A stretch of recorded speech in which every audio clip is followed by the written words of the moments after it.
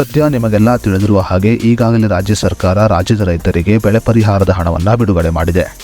ಬರ ಬಿಸಿಲಿನ ಕಾರಣ ಸಾಕಷ್ಟು ರೈತರು ಬೆಳೆ ನಷ್ಟವನ್ನು ಅನುಭವಿಸಿದ್ದು, ಬೆಳೆ ನಷ್ಟವನ್ನು ಅನುಭವಿಸಿದ ರೈತರಿಗೆ SDRF ಯೋಜನೆ ಅಡಿಯಲ್ಲಿ ರಾಜ್ಯ ಸರ್ಕಾರ ಈಗಾಗಲೇ 2,000 ರೂಪಾಯಿಗಳ ಬರ ಪರಿಹಾರದ ಹಣವನ್ನು ಬಿಡುಗಡೆ ಮಾಡಿದೆ.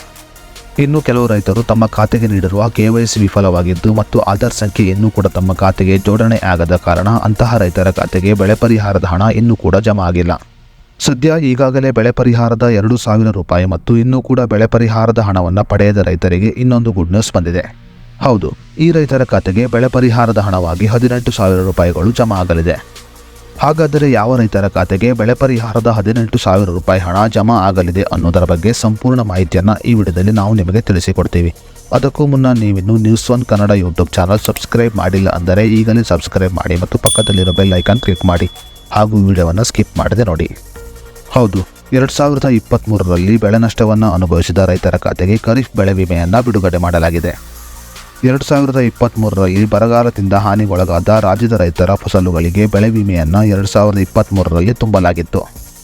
ಆಯಾ ತಾಲೂಕುಗಳ ಗ್ರಾಮದ ರೈತರ ಮತ್ತು ಗ್ರಾಮ ಲೆಕ್ಕಾಧಿಕಾರಿ ಹಾಗೂ ರೈತರ ಸಂಪರ್ಕ ಕೇಂದ್ರಗಳ ಬೆಳೆ ಸಮೀಕ್ಷೆ ಆಧಾರದ ಮೇಲೆ ರಾಜ್ಯದಲ್ಲಿ ಬೆಳೆ ವಿಮೆ ಪರಿಹಾರವನ್ನು ಸರ್ಕಾರ ನಿಗದಿಪಡಿಸಿತ್ತು.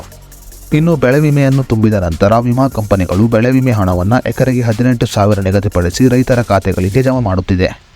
ಎರಡನೆಯ ಹಂತದಲ್ಲಿ ಬೆಳೆ ವಿಮೆ ಹಣವನ್ನು ರೈತರ ಖಾತೆಗೆ ಜಮಾ ಮಾಡಲಾಗುತ್ತಿದ್ದು, ನೀವು ಕೂಡ ನಿಮ್ಮ ಮೊಬೈಲ್ ಮೂಲಕ ಜಮಾ ಆಗಿರುವ ಸ್ಟೇಟಸನ್ನು ಚೆಕ್ ಮಾಡಿಕೊಳ್ಳಬಹುದಾಗಿದೆ. 2023ರಲ್ಲಿ ಬರಗಾಲದಿಂದ ಉಂಟಾದ ಬೆಳೆ ಹಾನಿ ಅಥವಾ ಬರ ಪರಿಹಾರ ಹಣವನ್ನು ಈಗಾಗಲೇ ರಾಜ್ಯದ ರೈತರ ಖಾತೆಗೆ ಜಮಾ ಮಾಡಲಾಗುತ್ತಿದ್ದು, ಅದರ ಸ್ಟೇಟಸನ್ನು ನೀವು ಕೂಡ ಮೊಬೈಲಲ್ಲಿ ತಿಳಿದುಕೊಳ್ಳಬಹುದಾಗಿದೆ.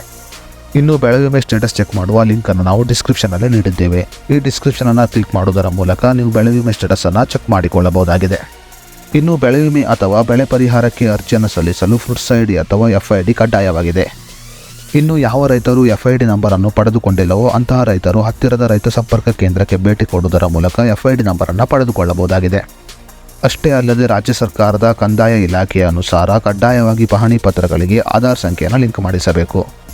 ಇನ್ನು ಯಾವ ರೈತರು ತಮ್ಮ ಪಹಣಿ ಪತ್ರಗಳಿಗೆ ಆಧಾರ್ ಸಂಖ್ಯೆಯನ್ನು ಲಿಂಕ್ ಮಾಡಿಲ್ಲವೋ ಅಂತಹ ರೈತರು ಬೆಳೆ ವಿಮೆಯಿಂದ ವಂಚಿತರಾಗಬೇಕಾಗುತ್ತದೆ.